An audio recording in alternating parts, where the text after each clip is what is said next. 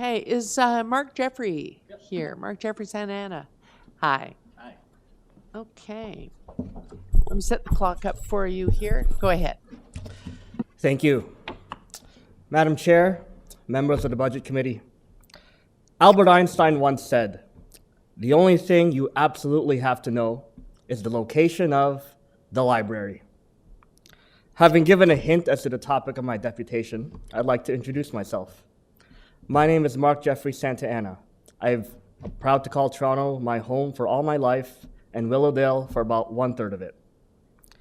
As a lifelong library user, I can attest to the words that the characters on one of my favorite TV shows growing up sang. Having fun isn't hard when you have a library card. And don't forget, the Dewey Decimal System is your friend. My purpose tonight is to urge you to support the Toronto Public Library's request for $2.5 million in new funding for phase 1 of its multi-year plan to expand opening hours at branches across the city.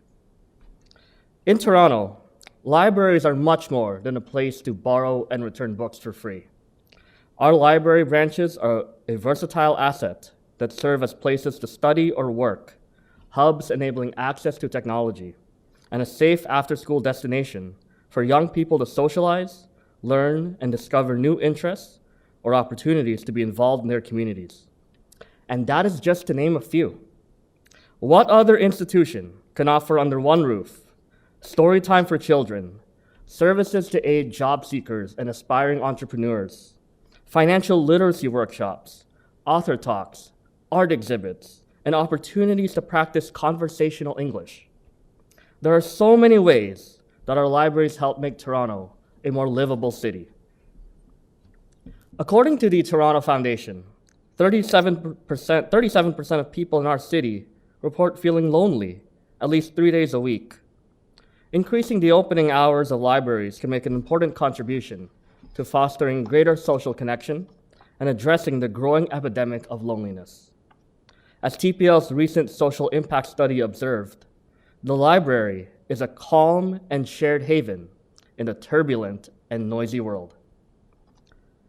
I listened to the TPL budget presentation at City Hall last week and the questions posed by councillors. The primary concern I heard was that given the financial pressures we face, increasing library service seems like, to quote the Deputy Mayor, a hard sell, especially when the library has few sources of revenue other than a property tax base to offset its costs. These are valid considerations worth addressing. A 2013 study commissioned by TPL at the request of City Council found that every $1 spent on the library generated a positive economic impact of $5.63. Thus, an investment of $2.5 million would potentially result in an impact of approximately $14.1 million. Beyond the economics, however, I believe there is a more human reason why this funding would be a good use of taxpayer dollars. Our library preserves and promotes universal access to the thoughts, dreams, and passions of people throughout history, that they may inspire and inform our own. Transit, policing, and housing are all necessary to sustain life and should be well funded. But the library is one of those places that beckons us towards truth, goodness, and beauty. And these are the things that we live life for.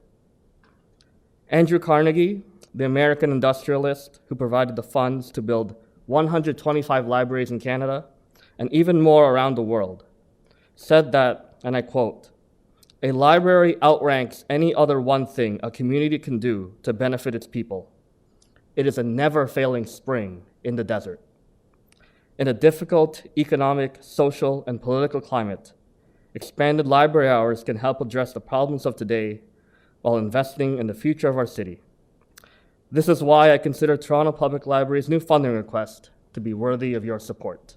And before I conclude, I just wanted to thank my mom and dad for surprising me by coming here in person tonight. It's my first deputation.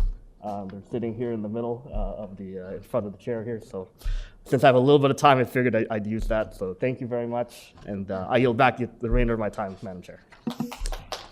Thank you very much. Right on time.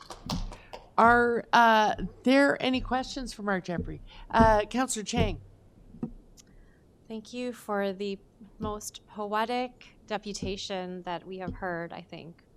And I just was wondering, have you sent this written deputation to the library? I think they would be really appreciative of such beautiful words that capture the essence of something that they are fighting for here in our city. I'll definitely send it to them. I thank you for that encouragement. If you can copy me, I'd love that too. Thank you. Absolutely. Thank you.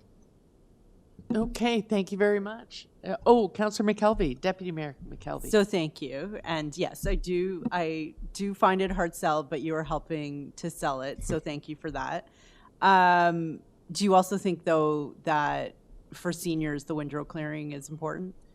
We have to find a way to do that without sacrificing libraries at its expense? I do, and I definitely understand there are trade-offs and priorities. I think one of the things that I've seen, and I know Councillor Chang is passionate about this too, finding continuous improvement throughout the year. I know from reading the Toronto financial reports as well, the city does find a way to run surpluses, and I think it's because staff work hard to find efficiencies throughout the year so that all the services that our residents rely on can be funded, and we have a fiscal sustainability.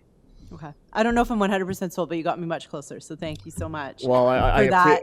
And I will say that being here and walking by the beautiful North York Library, it is beautiful. And so I think I definitely agree with you. It's an important space. So thank you for emphasizing that and getting me a little closer. Thank you very much. Yes, I want to thank you very much. Just so you know, though, also in your defense, if you're defending the open hour strategy to your neighbors, it's one of the very few. We had to say no new and enhanced, things that council may have dreamed up over the last year sort of thing, in order to balance the budget and get rid of all the outstanding COVID expenses. But I don't know if you know this. Did you know that phase one strategy to try and provide additional open hours, that strategy is actually 15 years old? I did, because I did review some past documents, and it's obviously been something they've been doing for many years in different environments. So yes. Well, actually, we haven't been doing it. We drafted it and then did nothing with it for 15 years. Oh, that actual phase of it, yeah, that's true. Yeah. So thank you for defending finally implementing. Thank you. Absolutely. Thank you so much. Okay.